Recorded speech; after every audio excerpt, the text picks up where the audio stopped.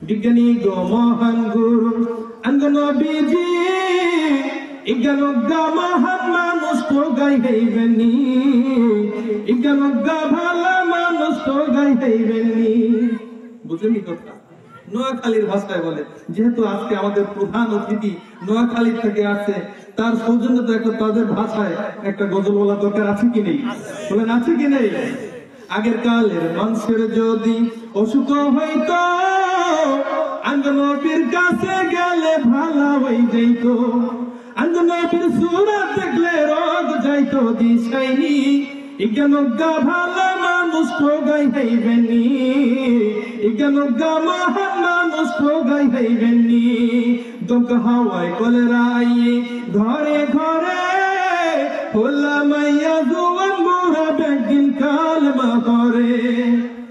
নবীর কালেমা হলে রোগ যাইতো দিশাইনি, ইজ্ঞানজ্ঞা মহান মানুষ তো গাই হইবেনি, ইজ্ঞানজ্ঞা ভালো মানুষ তো গাই হইবেনি। পাইবেননি? এরকম একজন মহান মানুষ খুঁজলে পাইবেন?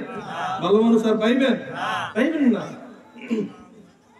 আবু বকর সিদ্দিক করে হাতে কামড়াইছে, নবীর থুতু লাগাই ভালো হয়ে গেছে, ঠিক না? আবু বকর সিদ্দিক করে হাতে কামড়াইছে, নবীর থুতু লাগাই ভালো হয়ে গেছে।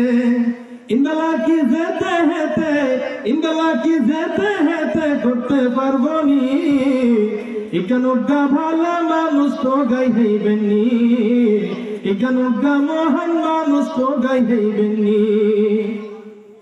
বিজ্ঞানীরা মাথা খাটাই রকেট বানাই চন্দ্র দেশে যায়, নবী রকেট সারাই মিরাজ শরীফ যায়। সুবহানাল্লাহ। মিরাজে গেছেন কি রকেট নিয়ে? এই সময় রকেট ছিল, কলকব্জা ছিল। বিজ্ঞানীরা মাথা খাটাই রকেট বানাই চন্দ্র দেশে যায়, নবী রকেট সারাই সবে মিরাজ যায়।